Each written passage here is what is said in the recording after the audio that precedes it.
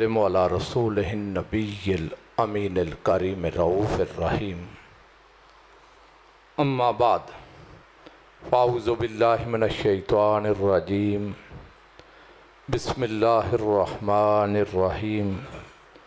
क़ाल अल्लाहु तबारक व तआला फ़िल क़ुरआनिल मजीद हत्ता इज़ा बलग अशुद्धहु व बलग अर्बईन सना सदक़ल्लाहु मौलानल अज़ीम व सदक़ रसूलुहुन नबियुल करीम।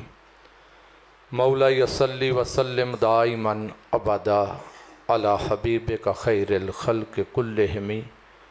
अल्लाहुम्मा सल्लि अला सय्यदिना व मौलाना मुहम्मद व अला आलिहि व सहबिहि व बारिक व सल्लिम। काबिल सद इज़्ज़त व तकरीम उलमाए ज़ी वक़ार,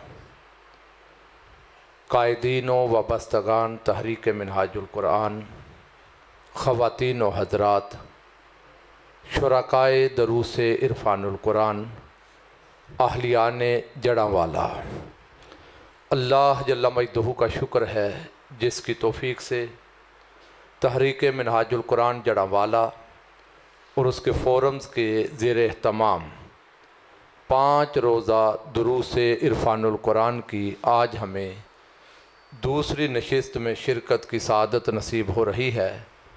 मेरी दुआ है रब्बे कायनात हम सब को अनवार कुरान और तवज्जुहात साहब कुरान से माला माल फरमाए और इस दरस कुरान और नूरानी मजलिस पर उतरने वाले अनवार व बरक़ात की खिरात से हमें दारैन में अपने करम से माला माल फरमाए। मादियत के इस दौर में हमारे ईमानों को जिला बख्शने के लिए ऐसी खूबसूरत नशिस्तों का अहतमाम करने पर मैं जुमला ज़िम्मेदारान को मुबारकबाद पेश करता हूँ।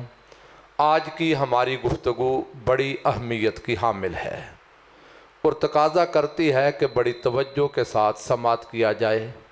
मौज़ूए गुफ्तगू है कि आज की हमारी नस्ल दीन से दूर क्यों। हम कुरान मजीद से कुछ जवानों का ज़िक्र पढ़ेंगे, अहादीस मुबारका से कुछ रहनुमाई लेंगे और फिर आज के मुआशरे में हम जांच कर जायज़ा लेंगे कि कुछ जवान वो हैं जिनका ज़िक्र रब्बे कायनात और उसका रसूल अपनी ज़ुबान से कर रहे हैं। उनकी सीरत और उनके किरदार की अज़मत क्या है और आज हमारे मुआशरे का जवान जिसे उन किरदारों का वारिस बनना था वो दीन से कोसों दूर क्यों चला गया, इसकी वजूहात क्या हैं और फिर उसकी तौफ़ीक से इंशाअल्लाह अज़ीज़ मैं इख्तिताम में गुफ्तगू पर इस मर्ज़ का इलाज और इसका हल भी पेश करूँगा। मैंने सरनामा कलाम में कुरान मजीद की सूरा अल-अहक़ाफ़ इसकी आया मुबारका का कुछ हिस्सा तिलावत करने का शरफ़ हासिल किया। बारी ताला ने इरशाद फरमाया हत्ता इज़ा बलगा अशुद्धहु व बलगा अर्बईन सना, यहाँ तक कि जब वो अपनी जवानी की उम्र को जा पहुँचता है और फिर 40 साल की पुख्ता उम्र को जा पहुँचता है। इंसानी ज़िंदगी के मुख्तलिफ मराहिल हैं। आप जानते हैं कि इस दुनिया में पैदा होने से इंसानी ज़िंदगी के सफ़र का आगाज़ नहीं होता, बल्कि दुनिया में आने से पहले भी किसी न किसी शक्ल में जे किसी जहान में इंसान मौजूद था और इसी तरह इंसान का इस दुनिया से जाना, जाते वक्त भी इंसान की ज़िंदगी का इख्तिताम नहीं होता, बल्कि किसी और जहान में किसी और रूप में उसका सफ़र जारी रहता है। इस जहान में जब इंसान आया, माँ के पेट से सफ़र का आगाज़ हुआ, उससे पीछे जाएं तो बाप की पुश्त से शुरू होता है। फिर वो इंसान माँ के पेट में वक्त गुजारने के बाद इस दुनिया में आता है। ये मरहले हैं इंसानी ज़िंदगी के इस कायनात के। फिर उसका बचपना है, तफूलियत का ज़माना है, लड़कपन है, जवानी है, फिर बालग उम्री है پھر ڈھلتی ہوئی عمر اور ضعیف العمری اور بڑھاپا ہے۔ اس مقام پر رب کائنات نے اس کی زندگی کے کسی اور حصے کو ایڈریس نہیں کیا، اگر کیا ہے تو اس کی جوانی کی عمر کو ایڈریس کیا ہے۔ اس کا مطلب ہے کہ جوانی کی عمر ایسی ہے جسے رب کائنات بطور خاص اپنے قرآن کا حصہ بنا کر انسانیت کو اور کلمہ پڑھنے والوں کو متوجہ کر رہا ہے۔ پھر سورہ یونس ہے، رب کائنات نے ارشاد فرمایا فَمَا آمَنَ لِمُوسَىٰ إِلَّا ذُرِّيَّةٌ مِّن قَوْمِهِ عَلَىٰ خَوْفٍ مِّن فِرْعَوْنَ وَمَلَئِهِمْ أَن يَفْتِنَهُمْ۔ فرمایا میرا موسیٰ علیہ السلام جلیل القدر پیغمبر اپنی قوم کو دعوت ایمان دیتے رہے، مگر افسوس بھرے معاشرے میں نبی کی موجودگی دیکھ کر اور معجزات روشن سورج کی طرح چمکتے ہوئے دیکھ کر بھی قوم ایمان نہ لائی۔ موسیٰ علیہ السلام ان کو چنگلے فرعون سے نکالنا چاہتے تھے، اس کے مظالم کے اس زمانے سے نکال کر امن کی طرف لانا چاہتے تھے۔ اپنے امن اور مستقبل اور رب کے پیغمبر کو دیکھ کر بھی قوم نے ان کی دعوت کو قبول نہ کیا، الا ذریۃ من قومہ، سوائے قوم کے چند جوانوں کے۔ اور ایمان کیوں نہ لاتے تھے؟ علی خوف من فرعون، فرعون سے ڈرتے ہوئے۔ اور کیا ایک ہی فرعون تھا، ایک ہی وجود تھا جس سے لوگ ڈرتے تھے؟ نہ وَمَلَئِهِمْ، کئی چھوٹے چھوٹے فرعون بھی تھے قوم کے سرداروں اور وڈیروں کے روپ میں۔ أَن يَفْتِنَهُمْ، ڈرتے تھے کہ کہیں یہ قوم کے سردار، وڈیرے، طاقتور لوگ اور فرعون ایمان لانے کی وجہ سے ان کو مصیبتوں میں نہ دھکیل دے۔ اپنی جان، اپنی عیال، کاروبار، معاملات، ان کے پیش نظر یہ لوگ رب کے پیغمبر کو بھی قبول کرنے کے لیے تیار، اور اگر کسی نے اس لمحے ایمان کی دعوت پر لبیک کہا تو وہ سوائے قوم کے چند جوانوں کے کوئی اور نہ تھا۔ اس کا مطلب یہ ہے کہ اگر ظالم کے سامنے کوئی سینہ سپر ہو سکتا ہے اور اس کے ظلم کو للکار سکتا ہے تو وہ عمر کے کسی اور حصے کی بنسبت جوانی کی عمر زیادہ اہمیت کی حامل ہے۔ اور بھری قوم میں وہ جو چند جوان کلمہ پڑھنے والے تھے، رب کائنات کو اتنے پسند آئے کہ ان کا ذکر قرآن بنا کر قیامت تک کائنات کا رب ان کی عظمتوں کا اظہار کر رہا ہے۔ پھر رب کائنات نے ایک اور مقام پر سورۃ الکہف ارشاد فرمایا انہم فتیۃ آمنوا بربہم وزدناہم ہدیٰ۔ یہ جو ہم سورہ کہف پڑھتے ہیں نا، یا ہمارے ہاں عموماً خواتین گھروں میں جمعہ کے دن سورۃ الکہف کو پڑھتے ہوئے ترجیح دیتی ہے۔ یہ سورۃ الکہف کیا ہے؟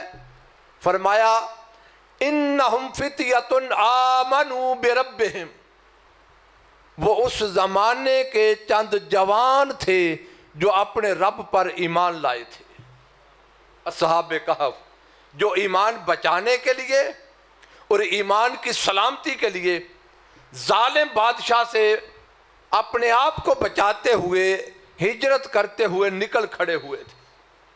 ان کے ایمان کی سلامتی اور ایمان کے بقا اور تحفظ کے لیے ایک سفر کرنا، ہجرت کرنا رب کو اتنا پسند آیا۔ وَزِدْنَاهُمْ هُدًى، رب کہتا ہے ہم نے ان کے لیے نور ہدایت میں اضافہ فرما دیا۔ تو یہاں بھی اگر رب کائنات کسی کا ذکر کر رہا ہے تو وہ کچھ جوان ہیں۔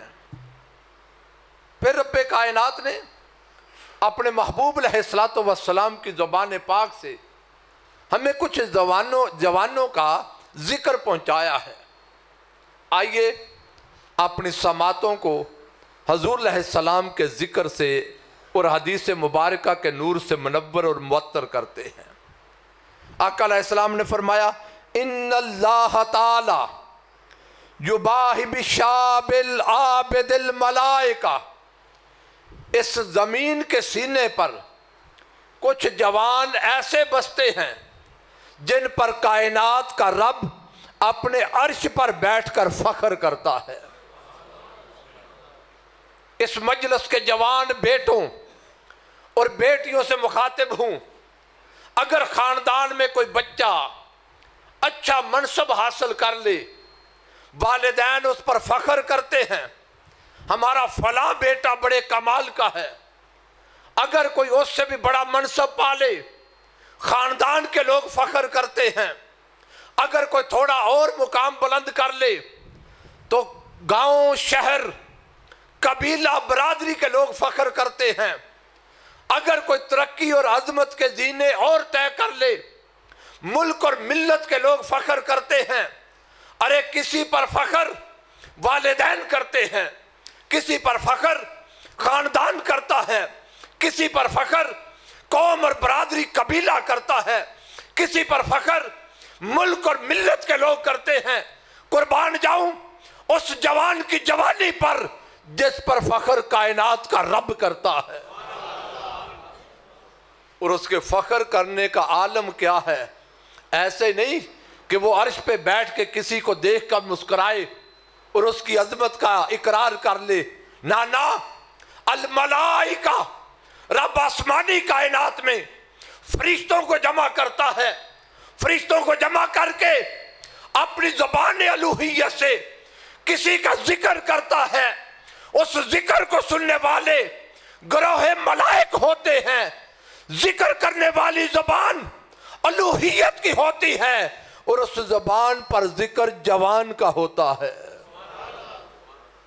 کسی بیٹے کسی بیٹی کا کسی جوان کا۔ اور رب کہتا کیا ہے؟ یقول، آقا علیہ السلام نے فرمایا، رب کائنات فرماتا ہے اے فرشتو انظروا الی عبدی، وہ زمین پر جڑا والا کی سرزمین پر میرا ایک بندہ رہتا ہے، ایک بندی رہتی ہے، ارے فرشتو اسے دیکھو تو صحیح، اس نے میرا حیا کرتے ہوئے تارک شہوتہ من اجلی، اس بندے نے میرا حیا کرتے ہوئے اپنی ترک شہوات کر دی۔ کائنات کا رب اس کا کردار اور اس کی عظمت دیکھ کر فرشتوں میں بیٹھ کر خوش ہوتا ہے۔ قربان جاؤں اس جوان کی جوانی پر، اس بیٹے کی پاک دامنی پر، اس بیٹی کی پاکیزہ سیرت و کردار پر، اور سلام ہے ان والدین کو جنہوں نے ایسی تربیت کی کہ کائنات کا رب ان جوانوں سے پیار کرتا ہے۔ میرے عزیزو، ایک لمحے کے لیے یہاں مقام تدبر و غور و فکر ہے کہ جس جوان کی پاکیزہ جوانی دیکھ کر کائنات کا رب فخر کرے، وہ جوان جب قبر اور برزخ میں جائے یا قیامت کے دن جائے، رحمت الہیہ اسے سینے سے نہیں لگائے گی، اس سے پیار نہیں کرے گی۔ اور پھر سنیے میرے آقا علیہ السلام نے ارشاد فرمایا ان اللہ تعالی یحب الشاب العابد، کچھ جوان ایسے ہوتے ہیں، وہ مردوں میں بھی ہوتے ہیں عورتوں میں بھی، فرمایا کچھ جوان ایسے بھی ہوتے ہیں کائنات کا رب ان سے محبت کرتا ہے۔ ارے عزیزو، میرے بھائیوں میری بہنوں، ذرا ایک لمحے کے لیے توجہ تو کریں۔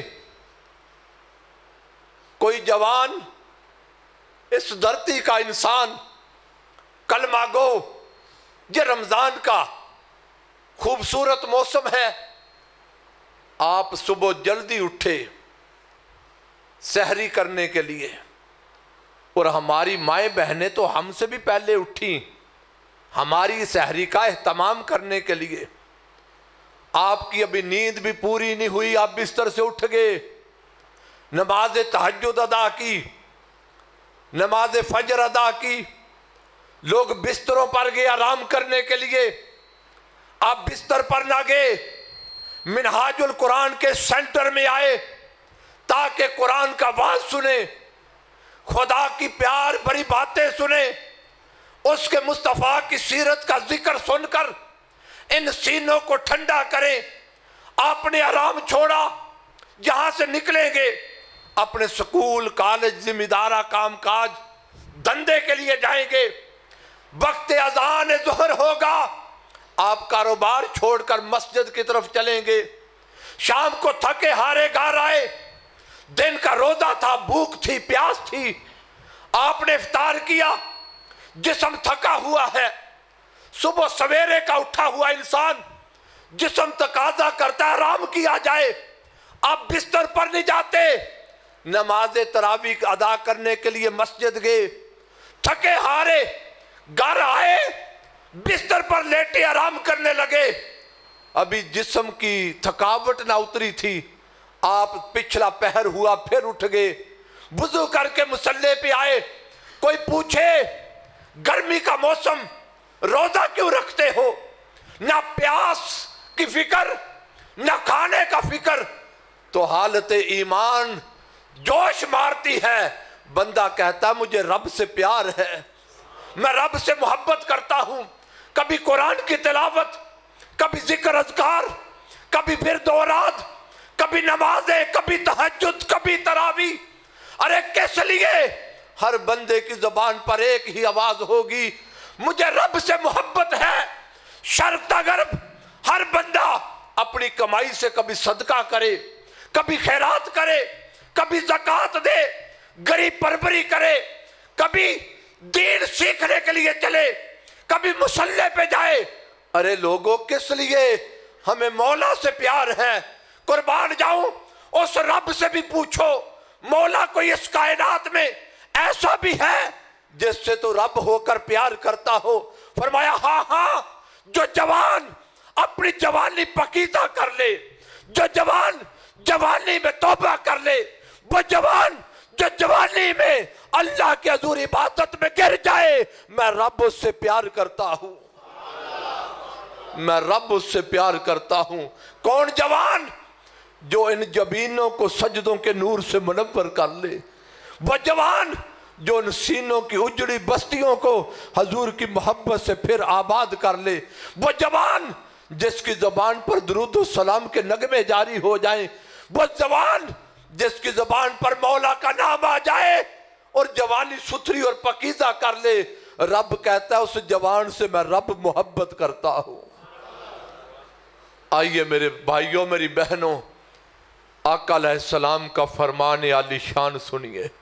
فرمایا قیامت کا دن ہوگا، سورج چمکنے والا ہمارے سروں کے قریب آ جائے گا، اس کی تپش، اس کی حدت آگ برسا رہی ہوگی، انسانی جسم اس حدت کو برداشت نہیں کر سکے گا، پگھل جائے گا، پسینے سے شرابور، یہ انسان مارا مارا پھرے گا، کوئی سایہ مل جائے، اس سورج کی برسنے والی آگ سے بچ جاؤں۔ حضور نے فرمایا اس دن علیہ السلام کوئی سایہ نہیں ہوگا، کسی کو سایہ نصیب نہیں ہوگا۔ آقا سورج آگ اگل رہا ہے جس میں انسانی برداشت نہیں کر سکتا، کوئی رحمت کا نظر، کرم کے بادل برسا دیجئے۔ فرمایا اس دن اگر سورج کی تپش سے بچنا چاہتے ہو تو 7 قسم کے لوگ ہیں جن کو رب کائنات اپنے عرش کا سایہ عطا کرے گا۔ اس دن کوئی سایہ نہیں ہوگا، 7 قسم کے لوگ جن کو رحمت الہیہ، عرش الہیہ کا سایہ ملے گا۔ آقا وہ کون خوش نصیب؟ فرمایا ایک وہ جو جوانی میں اللہ کے حضور توبہ کر لے، اپنی جوانی اللہ کی عبادت میں گزارے، للہیت میں گزارے، سجدے اور رکوع میں گزارے، اور جوانی کے نشے اور طاقت میں رب اور رسول کو نہ بھولے، رب اسے عرش کا سایہ عطا کرے گا۔ جوانوں، اس جوانی کو پکیزہ کر لو۔ خدا کی قسم، جن کی جوانیاں ستھری ہو جائیں، رب کائنات کی رحمت ان کو سینے سے لگاتی ہے۔ مصطفیٰ کریم ان جوانوں کو کملی کا سایہ دیتے ہیں۔ آج یہ زندگی، اس منہاج القرآن کے سینٹر سے پیغام لے جاؤ، یہ زندگی کسی سے وفا نہیں کرتی، یہ زندگی کسی سے وفا نہیں کرتی۔ ہر کوئی گیا، رہنا ہم نے بھی نہیں، کوئی آج جائے یا کل جائے۔ آج جوانی ستھری کر لو، زندگی ستھری کر لو، زندگی پاکیزہ کر لو، کل قبر میں مصطفیٰ کا سامنا کرنا ہے، کل رب کائنات کو اپنے اعمال کا حساب پیش کرنا ہے۔ تحریک منہاج القرآن رب سے دور ہوتی ہے اس مخلوق کو، اور اپنے نبی سے دور ہوتی ہے اس امت کو، اور کلمہ پڑھنے والوں کو رمضان کے اس موسم میں اکٹھا کر کے 5 دن یہ صدا سناتی ہے کہ لوگو آؤ اپنے رب کی طرف پلٹ آؤ، امتیوں آؤ اپنے نبی کی طرف پلٹ آؤ، کلمہ پڑھنے والوں قرآن کے تعلیم اور نور کی طرف پلٹ آؤ۔ ایک تو یہ جوان ہے جن کا ذکر کائنات کا رب کر رہا ہے، جن کا ذکر آقا علیہ الصلوۃ والسلام کر رہے ہیں، اور ایک ہمارے معاشرے کا جوان ہے جن کی زندگیوں میں والدین کا ادب نہیں رہا۔ رمضان کے یہ روزے آئے، کیا جوان، کیا بوڑھا، کیا بچہ، ہماری زندگیوں میں رمضان کے روزوں کا حیا بھی نہیں رہا۔ کیا وقت تھا کبھی رمضان کا مہینہ آتا، مسلمانوں کے روزے آتے، کافر لوگ بھی اپنی اولادوں سے کہتے مسلمانوں کے روزے ہیں، خبردار، بازاروں میں کھانا پینا منع ہے، مسلمانوں کے جذبات کی قدر کرنا۔ ارے کافر لوگ جس مہینے کا ادب کرتے، آج کلمہ پڑھنے والے اس مہینے کا ادب چھوڑتے جا رہے ہیں۔ جتنے بیٹھے ہیں نا سفید بالوں والے میرے بات کی تائید کریں گے، 2 3 4 دہائی پیچھے چلے جائیں، اگر کسی نے روزہ نہ رکھا ہوتا تو اسے کھاتے پیتے بھی شرم آتی تھی، کہتا تھا کوئی دیکھ نہ لے، لوگ کیا کہیں گے، کمرے میں چھپ کر کھاتا تھا۔ اور آج ہم روزہ بھی نہیں رکھتے اور کھاتے پیتے شرم بھی نہیں آتی۔ بازاروں میں نکلو، جا ٹرانسپورٹ سٹیشن پہ جاؤ، جدھر جاؤ، لوگ اتنے جرت مند ہو گئے، اتنے بے باک ہو گئے، رب رسول کا شریعت کا حیا نہیں رہا، روزے کے مہینے میں روزوں کا حیا نہیں رہا، اور سرعام کھاتے پیتے نظر آتے ہیں۔ جب شریعت کا یوں مذاق اڑایا جائے تو پھر رب کی رحمت نہیں آتی، اس کی گرفت اور عذاب آتا ہے۔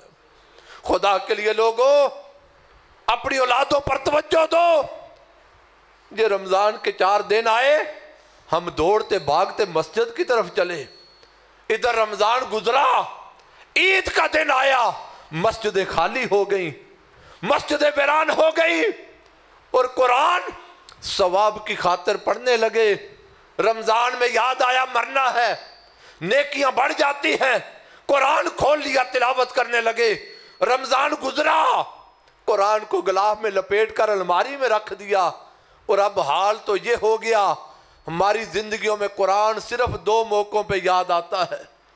قرآن کے صرف 2 کام رہ گئے، ایک بیٹی کی رخصتی کا وقت آئے قرآن کا سایہ کر دیا، دوسرا عدالت یا پنچایت میں سچی جھوٹی قسم کھانے کا وقت آیا، قرآن کا سہارا لے لیا۔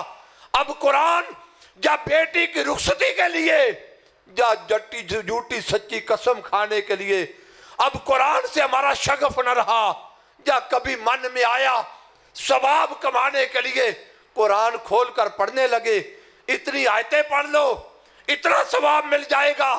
ارے کیا قرآن صرف ثواب کے لیے آیا تھا؟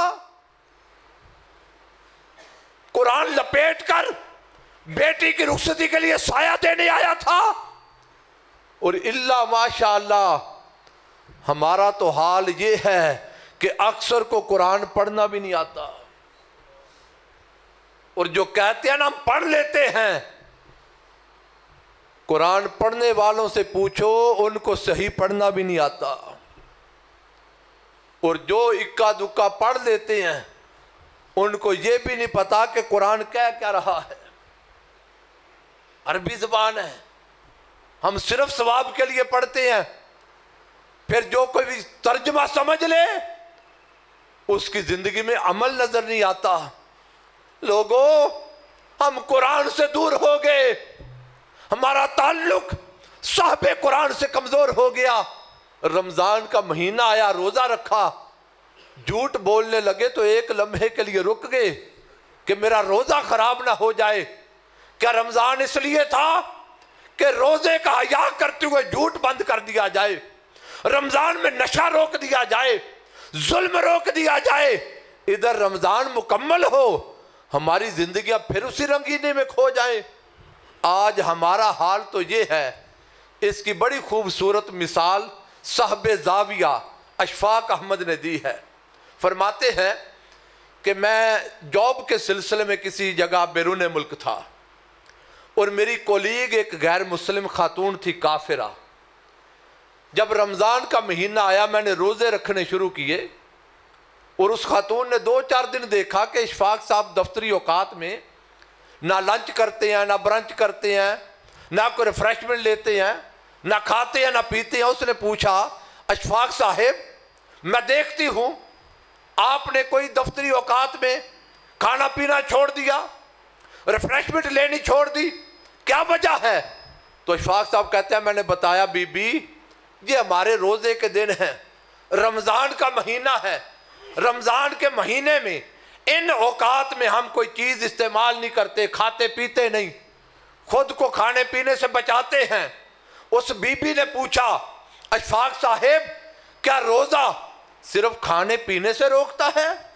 میں نے کہا نہیں خاتون، یہ کھانے پینے سے نہیں، یہ جھوٹ سے بھی روکتا ہے، غیبت سے بھی روکتا ہے، چغلی سے بھی روکتا ہے، فحش کلامی سے بھی روکتا ہے، گالم گلوچ سے بھی روکتا ہے، بے ایمانی سے بھی روکتا ہے، حرام کھانے سے بھی روکتا ہے، حرام پینے سے بھی روکتا ہے۔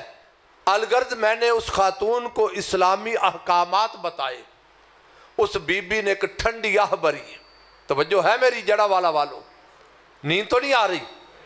اس بی بی نے ایک ٹھنڈی آہ بھری، کہنے لگی اشفاق صاحب آپ تو خوش قسمت لوگ ہیں جن کو صرف ایک مہینہ ان برائیوں سے بچنا ہوتا ہے، ہم کافروں کو تو پورا سال بچنا پڑتا ہے۔ ارے کلمہ پڑھنے والوں، رمضان آیا، ہماری زندگیاں بدل گئی، کردار بدلنے لگے، اخلاق سنورنے لگے۔ ادھر رمضان گزرا، ہماری زندگیاں پھر اسی رنگینیوں میں کھونے لگی۔ رمضان اس لیے تو نہیں آیا تھا کہ ایک مہینے کے لیے بدلو اور 11 مہینے پھر اس کی مخالفت کرو۔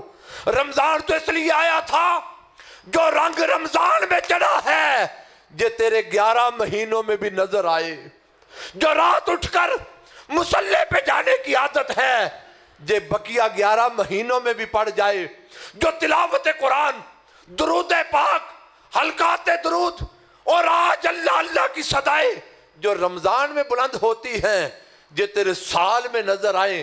اور میں ایک جملہ کہنے لگا ہوں، اگر تمہارے دلوں میں محفوظ ہو سکے، خلیل بھائی آپ کی نظر کر رہا ہوں، میرا جملہ ضائع نہ کرنا۔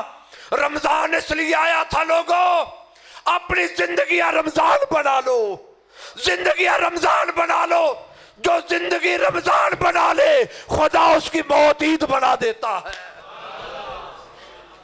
زندگی رمضان بنا لو، جس کی زندگی رمضان بن جائے رب اس کی موت عید بنا دیتا ہے۔ عید ہوتا ہے خوشی کا موقع، بندہ جانے لگتا ہے، گھر والے روتے ہیں، عیال روتی ہے، یہ جا رہا ہے، جانے والا مسکراتا جھومتا جاتا ہے، کہتا ہے جس نبی پر درود و سلام پڑھتا تھا ملاقات کا وقت آ رہا ہے۔ وہ جاتا ہوا خوش ہوتا ہے، جس مولا کو سجدے کرتا تھا اس کے جلوے اور دیدار کے جام پینے کا وقت آ گیا۔ تو میرے عزیزو، رمضان تو اس لیے آیا تھا، اپنی زندگیاں رمضان بناؤ۔ ہم نے مہینہ تو رمضان بنایا 11 مہینے رمضان بھول گئے، اور اللہ ماشاءاللہ اب تو مہینہ بھی رمضان بنانے والا کوئی رہ گیا۔ خدا کے لیے لوگوں، زبانی جمع خرچ سے کام نہیں چلے گا۔ یہ صرف نعرے ہماری زبانوں پہ رہ گئے، جو ہو نہ عشق مصطفیٰ تو زندگی فضول ہے۔ ہم کال کے غازی ہیں، کردار کا شاہ سوار کوئی نہیں رہا۔ اللہ ماشاءاللہ تحریک منہاج القرآن ان کلمہ پڑھنے والوں کو دعوت دیتی ہے، ارے کال والو، حال کی دنیا میں آنے کا وقت آ گیا۔ کال والو، کال اور حال جمع کر لو، رحمت الہیہ متوجہ ہو جائے گی۔ تو میں عرض کر رہا تھا، ایک وہ جوان جس کا ذکر کائنات کا رب کرے، جس کا ذکر اس کا محبوب کرے، اور ایک آج ہمارے معاشرے کا جوان نماز بھی گئی، روزہ بھی گیا، حلال حرام کی تمیز بھی گئی، والدین کی آنکھوں میں آنسو اولاد کے دکھوں کی وجہ سے ہمارا جوان جو ان کرداروں کا وارث ہونا تھا آج دین سے دور ہو گیا، خدا کے وجود کا انکار کرنے لگا، رسول کے دین اور شریعت کا انکار کرنے لگا۔ ارے کیا وجہ ہے؟ جوانوں کی زندگیوں میں دین نہیں رہا، نماز نہیں رہی، کردار نہ رہا، تقوی نہ رہا، طہارت نہ رہی۔ اس کی کیا وجہ ہے؟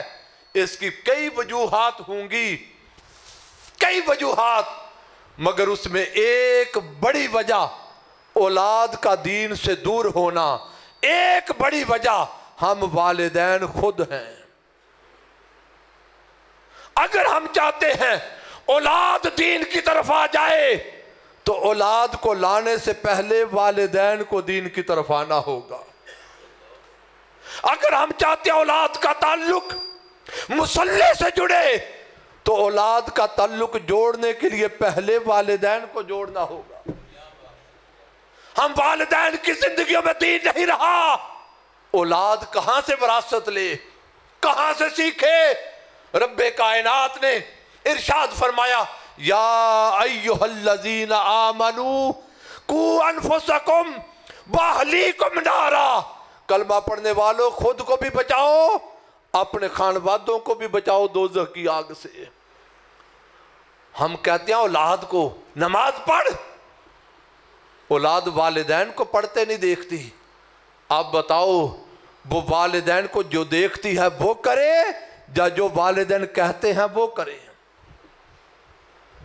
جڑا والا کے پڑھے لکھے صاحب فکر لوگ بیٹھے ہیں، آج کی سائنس کہتی ہے کہ اولاد وہ کچھ کم کرتی ہے جو والدین کہتے ہیں، اور وہ زیادہ کرتی ہے جو والدین کو کرتے ہوئے دیکھتی ہے۔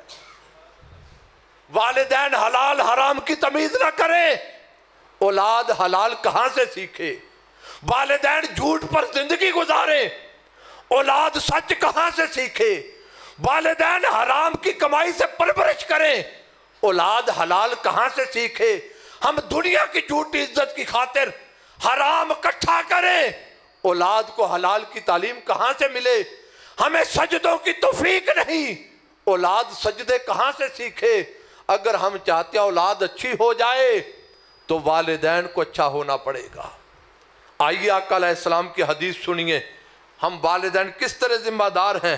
فرمایا کل مولود یولد علی الفطرہ، حضور نے فرمایا ہر پیدا ہونے والا بچہ ہو یا بچی وہ فطرت پر پیدا ہوتی ہے، فطرت سلیمہ ہے، اسلام ہے، پیدا ہونے والا اسلام پر ہوتا ہے۔ فَأَبَوَاهُ يُحَوِّدَانِهِ او يُنَصِّرَانِهِ او يُمَجِّسَانِهِ، فرمایا جی اس کے والدین ہوتے ہیں جو اولاد کو مجوسی بناتے ہیں، نصرانی بناتے ہیں، یہودی بناتے ہیں۔ اگر ہم نیچے آ جائیں تو اس کا مطلب ہے جو والدین ہی ہوتے ہیں جو اولاد کو بد کردار، فاسق اور فاجر بناتے ہیں۔ والدین ماحول دیتے ہیں۔ آج اولاد سے دکھی ہو جائے نا تو ماں اور والد یہ تو کہتے ہیں الجنت تحت اقدام الامہات، اولاد قدر کر، تجھے پتہ نہیں ماں کے قدموں کے نیچے جنت ہے؟ کہیں یہ حدیث آتی ہے ہما جنتک و نارک، یہ والدین تیری دوزخ بھی ہے تیری جنت بھی ہے۔ ہم نے صرف اس کا ایک مطلب جاننا، وہ یہ کہ والدین کی خدمت کرو جنت ملے گی، ماں کے آگے نہیں بولنا جنت ملے گی ادب کرو، یہ بات درست ہے مگر یہ بات مکمل نہیں، یہ آدھی ہے، یہ ایک پہلو ہے۔ ہما جنتک و نارک، یہ تیرے ماں باپ تیرے لیے جنت بھی ہے دوزخ بھی۔ اس کا صرف یہ مطلب نہیں ان کی خدمت کر جنت ملے گی، اس کا مطلب یہ بھی ہے کہ والدین تربیت ایسی کریں اولاد دوزخ میں جا نہ سکے۔ ہم تربیت بھول گئے، صرف خدمت میں جنت دیتے ہیں، ان کی تربیت ایسی کرو وہ جنت میں جائے دوزخ میں جا نہ سکے۔ ہم اس پہلو پہ توجہ نہیں دیتے، اور اگر ہم اولاد کے کردار کے لیے سنجیدہ ہوتے کہ اولاد اچھی ہو، صاحب کردار ہو، تو پھر اپنے رسول کے اس فرمان کو نہ بھولتے۔ حضور نے فرمایا علیہ السلام، توجہ کرنا جڑا والا والو اور جتنے والدین بیٹھے ہیں اس مجلس میں، فرمایا عورت سے شادی 3 وجہ سے ہوتی ہے۔ اگر ہم سنجیدہ ہو، اولاد اچھی ہو، ہم اس پر توجہ کرتے، ہم نے توجہ نہیں کی۔ فرمایا عورت سے شادی 3 وجہ سے، ایک عورت کے خاندانی قد کاٹ، وراثت، جائیداد، اس کا مال دیکھ کر شادی کی جاتی ہے۔ دوسرا عورت کا حسن اور جمال، خوبصورتی کی وجہ سے شادی کی جاتی ہے۔ تیسری دینداری۔ حضور نے فرمایا میرا کلمہ پڑھنے والوں، تم صرف جائیداد اور حسن نہ دیکھنا، اس کا ایمان اور کردار دیکھنا۔ آج ہم جب بیٹے کی شادی کرنے لگے نا، والدین رشتہ ڈھونڈیں تو ہماری پہلی ترجیح کردار نہیں ہوتی، ہماری پہلی ترجیح تقویٰ نہیں ہوتا، دین نہیں ہوتا۔ ہم پوچھتے ہیں خاندان کیسا ہے، قبیلہ کیسا ہے، جائیداد کتنی ہے، بیٹی آئے گی جہیز کیا لائے گی، جہیز میں کیا دیں گے۔ ہم نے مال کو ترجیح دی، خاندانی قد کاٹ اس کو ترجیح دی، ہم نے دینداری کو نظر انداز کیا، کردار کو نظر انداز کیا۔ جب ایسی بیٹی بیاہ کر بہو بنا کر لائے جسے دین کا پتہ نہیں، شریعت کا پتہ نہیں، خدا اور رسول کا پتہ نہیں، اس کی آگوش میں جو اولاد پلے گی، آج اس اولاد کو دیکھ کر کیوں روتے ہو؟ جو بیجا تھا وہی کاٹنے کا وقت آیا۔ غریب کی بیٹی صاحب کردار ہو، اللہ رسول کا حیا کرنے والی، پاکیزہ کردار ہو، ہم اس کا رشتہ کبھی نہیں مانگتے۔ یہ غریب ہے دے گے کیا، اس سے ملنا کیا ہے؟ میرے عزیز، ہم نے دین کو نظر انداز کیا، اور بیٹیاں وہ لے کر آئے۔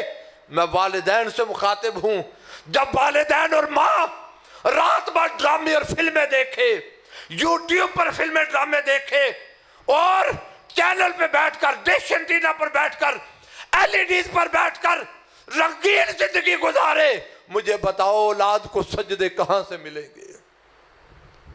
کیا زمانہ تھا والدین کا تعلق خدا اور رسول سے ہوتا تھا۔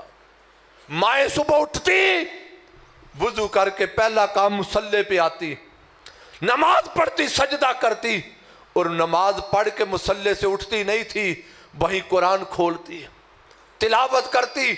بچہ بچی چھوٹا ہوتا، ماں وہیں آگوش میں لیتی، فیڈنگ بھی کرواتی، دودھ بھی پلاتی، اور اپنے بچے کو قرآن کی لوری بھی سناتی۔ اپنی گود میں درود و سلام کی گٹی اس کی گٹی میں جاتی، اسے لوری سناتی۔ وہ بچہ 2-4 سال ماں کی گود میں قرآن پڑھتا، سنتا، دیکھتا ماں کو، گھر کا ماحول دیکھتا، اور بچہ تھوڑا چلنے پھرنے لگتا، بڑا ہوتا، استاد کے پاس انگلی پکڑ کے لے جاتے، استاد محترم بچہ چلنے لگ گیا، بات سمجھنے لگ گیا، کرنے لگ گیا، اسے بسم اللہ کروا دے۔ استاد کے پاس مکتب میں پہلے دن بچہ آیا، استاد نے کہا بیٹے پڑھ بسم اللہ الرحمن الرحیم۔ بچے نے، وہ آیا تھا پہلے دن، استاد نے بسم اللہ پڑھائی، پہلے دن آنے والے بچے نے 7-10 پارے کی تلاوت کر دی۔ استاد دھنگ رہ گیا، بیٹے مکتب پہلے دن آئے ہو، اتنے پارے کہاں سے سیکھ لیے؟ عرض کرتا استاد محترم مدرسہ تو پہلے دن آیا ہوں، یہ 7-10-17 پارے ماں کی آگوش میں سیکھ آیا۔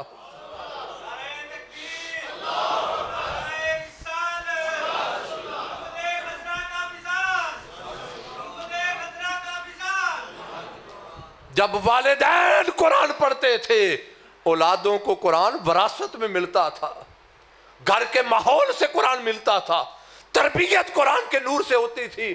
آج والدین سوتے ہی لیٹ ہیں، صبح آنکھ نہیں کھلتی، 10-11 بجے دن کا آغاز ہوتا ہے، نمازیں گئی، تلاوت گئی، خدا رسول کا یاد کرنا گیا، بتاؤ یہ اولاد دین کہاں سے سیکھے؟ کیا زمانہ تھا ماں اتنی پاکیزہ کردار کہ بیٹے کو بغیر وضو کے کبھی دودھ نہ پلاتی، جب ماں دودھ وضو کر کے پلائے بیٹا معین الدین چشتی اجمیری نہ بنے تو کیا بنے؟ کیا ماں تھی جو اتنی کردار کی پاکیزہ ام الخیر ماں فاطمہ ہو، باپ ابو صالح جنگی دوست ہو، بیٹا عبد القادر جیلانی نہیں بنے گا تو کیا ہوگا؟ ماں سجدوں والی ہو، بیٹا فرید الدین گنجے شکر نہ بنے تو کیا بنے؟ ارے ماں بی بی راستی ہو، بیٹا سلطان بہو بنتا ہے۔ ماں اور باپ کا تعلق مسلح سے ہو، رات ہزاریہ اللہ اللہ کرتے گزرے اور باپ پچھلے پہر غلاف کعبہ پکڑ کر کہے مولا ایک بیٹا دوئے جو تیرے نبی کے دین کی خدمت کرے، حضور کی امت کی چاکری کرے، اور رات رو رو کر رب سے بیٹا مانگے۔ وہ بابا سوئے، مدینے والا خواب میں آئے، کہے فرید الدین رب نے دعا قبول کر لی، رب بیٹا دے گا، نام محمد طاہر رکھنا۔ ماں باپ کے علم کی وراثت، کردار اور تقوی، راتوں کی اللہ اللہ کی صدائیں، بیٹا اس زمانے کا مجدد ڈاکٹر محمد طاہر القادری بنتا۔ میرے عزیزو، آئیے ذرا قرآن سے پوچھئے اولادوں کی تربیت اور تعلیم کیسے ہوتی ہے۔ میں صرف آپ کو متوجہ کرتے ہوئے پیغام دینے کے لیے 2 آیتیں پیش کر رہا۔ ہمارے اگر اولاد نہ ہو کسی کے، بیٹے بیٹی کی شادی ہو گئی، سال گزرا، 2 سال گزرے، اولاد نہیں ہوئی، جتنے بھی اولاد ہیں میں دعا کرتا ہوں قرآن کی نورانی مجالس کا صدقہ اور صاحب قرآن کا وسیلہ رب سب کے دامن ہرے برے کرے۔ اگر کسی کی اولاد نہ ہو نا تو ہم ڈاکٹر کے پاس جاتے ہیں، جناب چیک اپ کریں، ان کا علاج معالجہ کریں، پیروں کے پاس جاتے ہیں، حضرت جی دعا کریں، ہوتا ہے نا ایسا۔ ایک رب کے پیغمبر ہیں زکریا علیہ السلام، اولاد نہیں بیٹا مانگنا ہے، ان کا بیٹا مانگنے کا ڈنگ بھی دیکھ لو۔ ایک پیغمبر ہے ابراہیم علیہ السلام، اولاد نہیں بیٹا مانگنا ہے، رب نے اسماعیل اور اسحاق دینے ہیں، ان کا مانگنے کا طریقہ بھی دیکھ لو۔ اور آج ہم اپنے معاشرے کا جائزہ بھی لیں۔ یہ سورہ آل عمران ہے۔ سیدنا زکریا علیہ السلام عرض کرتے ہیں قال رب ہب لی من لدنک ذریۃ طیبۃ۔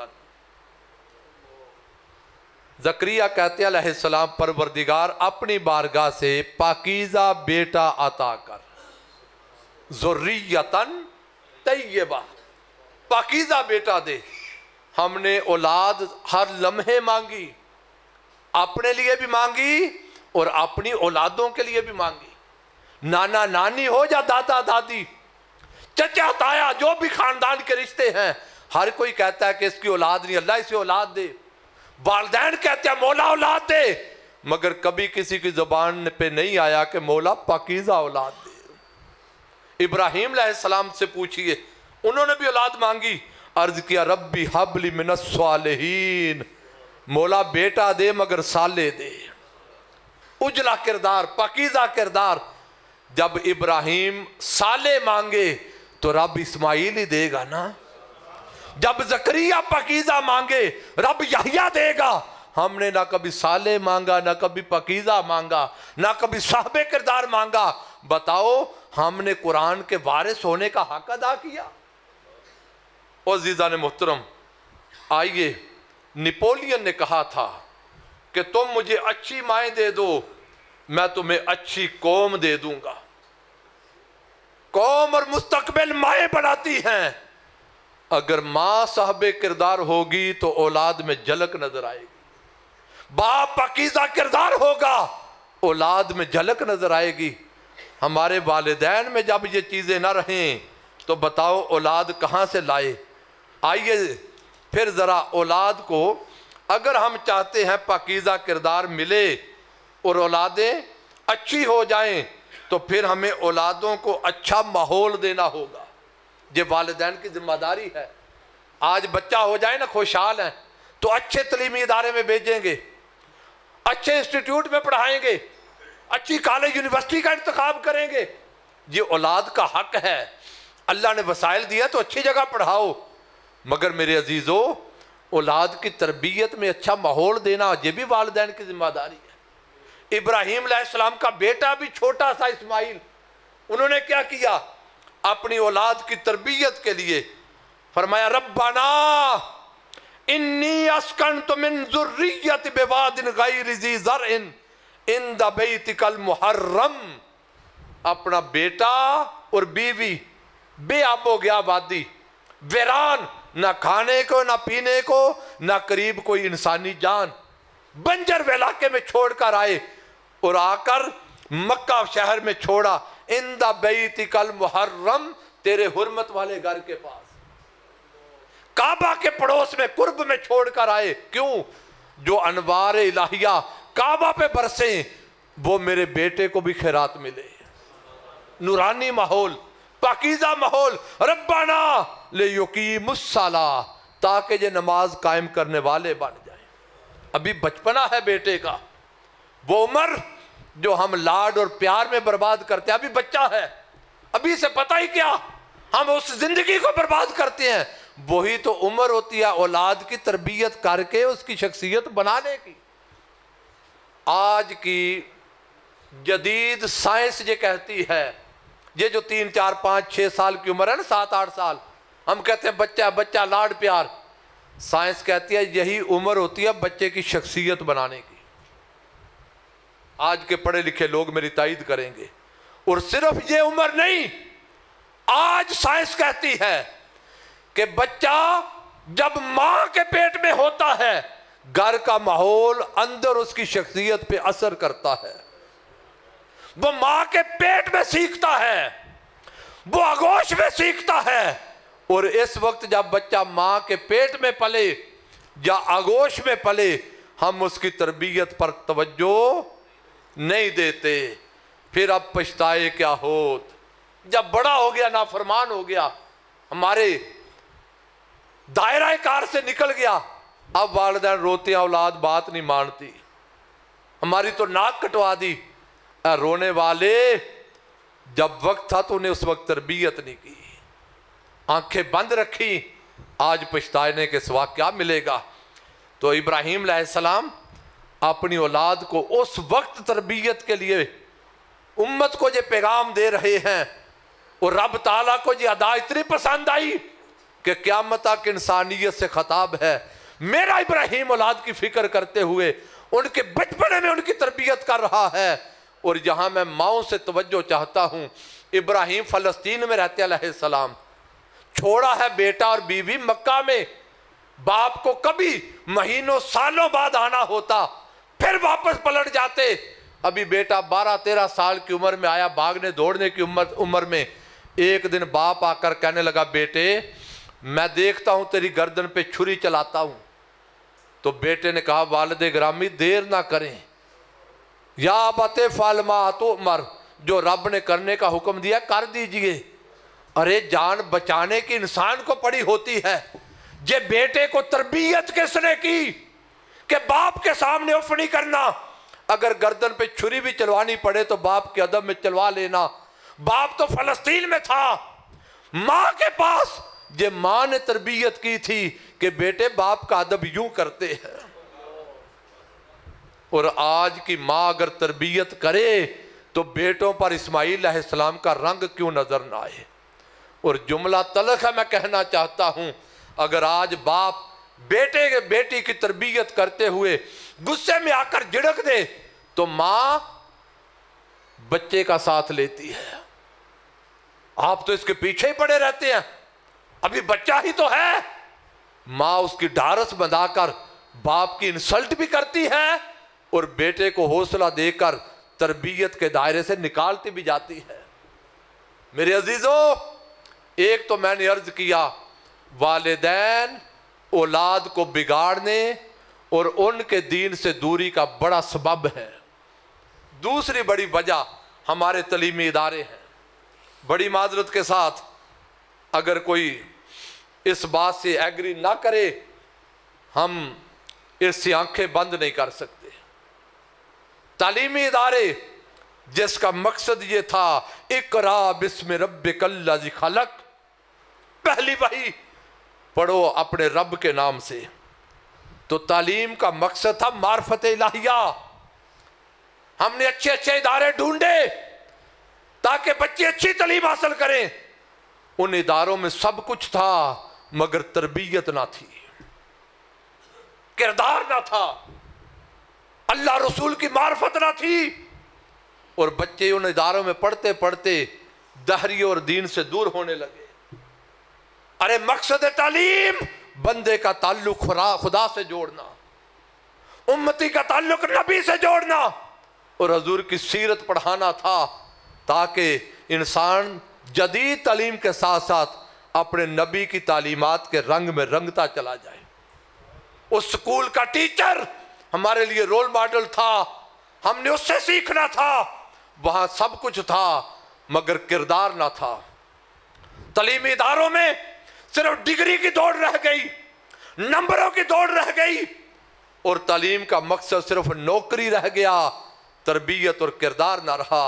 الا ماشاءاللہ یہ کھاتے پیتے گھر کا بچہ تھا، والدین افورڈ کرتے تھے، ان کو ہم نے اچھے انسٹیٹیوٹ میں بھیجا۔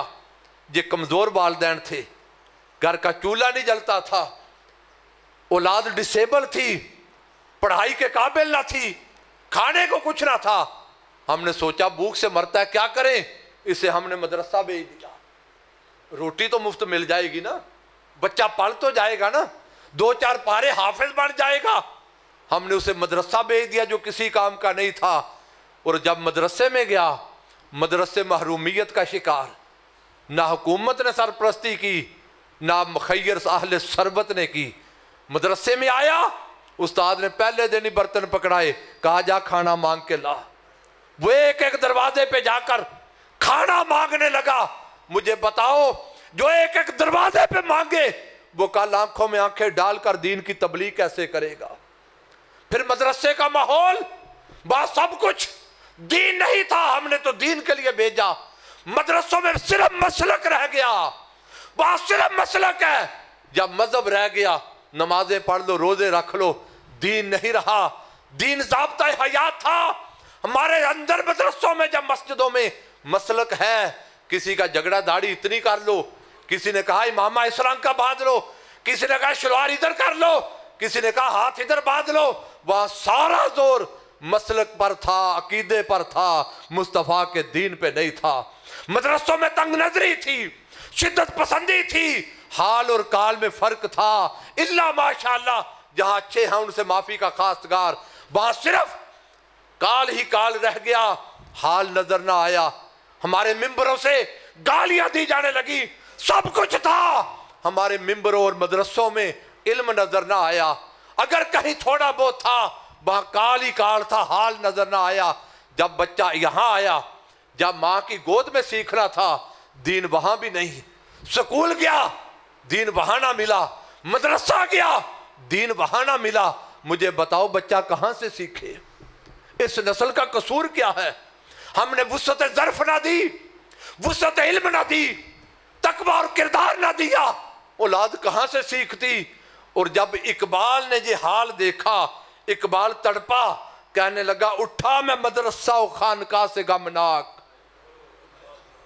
اٹھا میں مدرسہ و خانقاہ سے غمناک، نہ زندگی، نہ محبت، نہ معرفت، نہ نگاہ۔ وہاں نگاہ بصیرت نہیں ملتی، محبت کے بول نہیں ملتے، نفرتیں، قدورتیں۔ ارے مدرسے مساجد کس لیے تھے؟ دین کی تعلیم کی آبیاری ہوتی، لوگوں کو دین کی طرف بلایا جاتا۔ کیا لوگ تھے حضور کی سیرت پر عمل کرتے؟ معین الدین اس دھرتی پر آیا، 90 لاکھ کافر کو کلمہ پڑھایا، اور آج ہمارے ملا اس منبر پر بیٹھنے والے انہوں نے زندگی میں کسی کافر کو کلمہ کیا پڑھانا تھا، انہوں نے تو ساری زندگی مسلمانوں کو کافر بنانے پہ لگا دی۔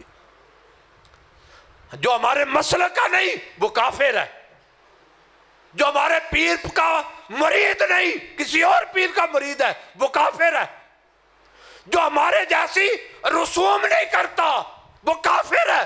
ہم نے ساری زندگی مسلمانوں کو کافر ہی بنایا۔ اسلام کہاں سے ملتا؟ اور یہاں بڑی خوبصورت مثال دیا ایس ایم ظفر نے، اللہ اس کی مغفرت فرمائے۔ آپ کا وفاقی وزیر رہا ہے، پاکستان کا نامور وکیل تھا۔ وہ ہندوستان کے دورے پہ گیا، ہندوستان کے صحافیوں سے ملاقات ہوئی، انہوں نے پوچھا ظفر صاحب آپ کے پاکستان میں مسلمانوں کی تعداد کتنی ہے؟ کہتے میں نے اس دور کی جو ہماری مردم شماری تھی اس کے مطابق بتایا 14 کروڑ۔ بڑی مجلس میں وہ صحافی کہنے لگا ظفر صاحب آپ تو انٹلیکچوئل دانشور آدمی ہیں، ذمہ دار آدمی ہیں، وفاقی وزیر ہیں، افسوس اتنا بڑا آدمی بڑی محفل میں جھوٹ بول رہا ہے۔ میں نے کہا میرے عزیز میں نے جھوٹ نہیں بولا، یہ ہمارے پاکستان کا جو اعداد و شمار ہے وہ بتایا ہے۔ اس نے اخباروں کا پلندہ لہرایا، کہا ظفر صاحب پاکستان میں کوئی مسلمان نہیں بستا، وہاں کا بریلوی دیوبندی کو کافر کہتا ہے، دیوبندی وہابیوں کو کافر کہتا ہے، وہابی شیعہ کو کافر کہتا ہے، پاکستان میں سارے کافر بستے ہیں، کوئی مسلمان نہیں۔ کیا یہی ماحول نہیں ہمارا؟ اور آج تو تھوڑی جی آگ ٹھنڈی ہو گئی نا، ذرا کوئی 90-80 کی دہائی میں جھانک کر دیکھیں، بسیں کیا دیواریں کیا جگہ جگہ بھری ہوتی تھی کافر کافر فلاں کافر، کسی کو فتوے کفر کے ملتے، کسی کو شرک کے ملتے، کسی کو بدعت کے ملتے۔ اس زمانے میں جب ساری دنیا کافر بنا رہی تھی، اگر کلمہ پڑھنے کی وجہ سے کسی کا احترام اور اس کے ایمان کی گواہی کی بات کرتی تو اس دھرتی پر ایک ہی زبان تھی ڈاکٹر طاہر القادری کی۔ اس نے کہا خبردار مسلک کی وجہ سے کسی کو کافر نہ کہو، انفرادی فعل کی وجہ سے پورے مسلک کو کافر نہ بناؤ، جو کلمہ پڑھتا اس کے ایمان کا خیال کرو۔ تو یار لوگوں نے کہا اچھا آپ ان کو کافر نہیں کہتے، پھر آپ بھی کافر ہیں۔ جب اتحاد امت کی بات، کلمہ کی بات، ایمان کی بات، مصطفیٰ کی نسبت کی بات ڈاکٹر طاہر القادری کرتا تھا تو یاروں نے ہمیں بھی کفر کے فتوے دیے۔ 30-40 سال ہمیں جو جنگ لڑنی پڑی، اور آج اللہ کا شکر یہ ہے وہ جو دوسروں کو کافر کہتے تھے اب ان کے ساتھ ہم پیالہ بھی ہیں، ہم نوالہ بھی ہیں۔ تو میں عرض یہ کر رہا ہوں مدرسوں سے لوگوں نے سیکھنا تھا، وہاں مسلک رہ گیا، مذہب رہ گیا، دین نہ رہا۔ سکولوں سے سیکھنا تھا، تعلیم تو ملنے لگی، تربیت نہ تھی۔ گھر سے سیکھنا تھا، والدین سے وراثت لینی تھی، ہمارے گھروں میں دین نہ رہا۔ اب ایک جگہ بچی تھی، وہ ہماری تربیت گاہیں، روحانی خانقاہیں، آستانے، مشائخ کے پیر خانے تھے۔ کون مع الصادقین، جہاں کبھی دیکھتے عبد القادر جیلانی بیٹھے نظر آتے، کبھی آستانے پہ نظر پڑتی تاجدار سیال نظر آتے، کبھی پیر خانے کو دیکھتے تاجدار گولڑا مہر علی نظر آتے، کہیں تربیت لینی ہوتی جماعت علی نظر آتا، کسی نے لینی ہوتی طاہر علاؤ الدین نظر آتا۔ اور آج مجھے کچھ کہنے کی حاجت اور ضرورت نہیں، جہاں سے آستانوں سے تربیت لینی تھی، اقبال کہتے ہیں اب حال یہ ہے میراث میں آئی ہے انہیں مسند ارشاد، میراث میں آئی ہے انہیں مسند ارشاد، زاغوں کے تصرف میں ہے عقابوں کے نشیمن۔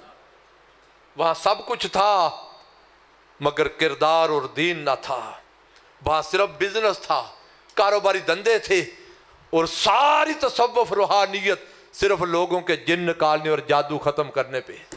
کل تصوف کا نچوڑ ہمارے زمانے میں اس کا جادو ہے، اس کو جن پکڑ گئے، بس ان کے یہ تویز دو ٹھیک ہو جائے گا، یہ اگربتی جلاؤ ٹھیک ہو جائے گا، یہ تویز اتنا ہدیہ دے دو شفا ہو جائے گی۔ ہماری کل تصوف تویز اور دم کے گرد گھومنے لگی، اخلاق گیا، کردار گیا، اصلاح احوال گیا، تزکیہ گیا، اللہ رسول کی معرفت گئی۔ مرید تو اس لیے ہوئے تھے کہ پیر صاحب آپ نے کون سے راستے پہ چل کے مولا کو منایا ہے وہ راستہ ہمیں بھی سکھائیں۔ پیر نے مولا کو منانا سیکھا ہی نہیں، وہ مریدوں کی تربیت کیسے کرے؟ آج کا جوان بیٹا اور بیٹی مارا مارا پھرتا ہے، کہاں جائے؟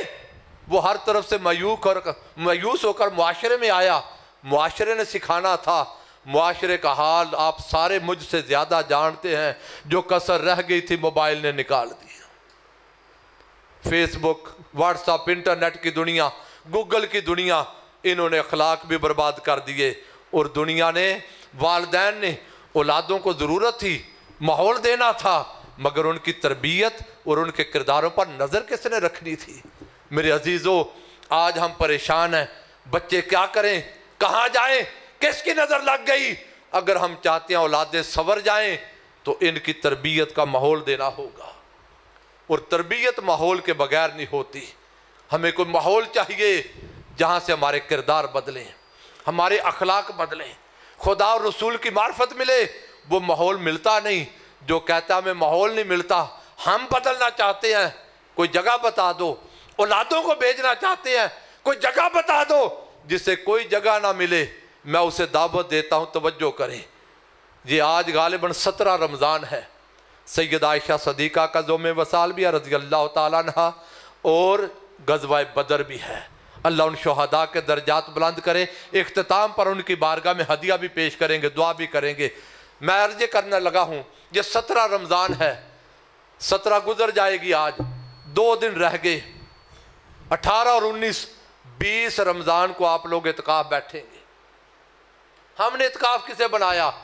بس منہ پہ کپڑا لپیٹ لیا، نماز اور قرآن کی پابندی کرنے لگے، گھر سے کٹ کے مسجد میں آگے۔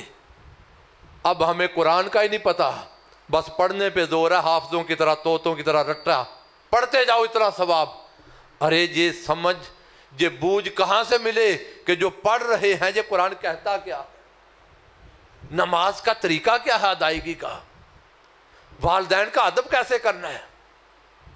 یہ جو اعتکاف اور رمضان کا رنگ ہے، اسے بقیہ 11 مہینوں میں قائم کیسے رکھنا ہے؟ یہ تربیت تو کسی جگہ سے ملنی تھی، کہاں سے لیں؟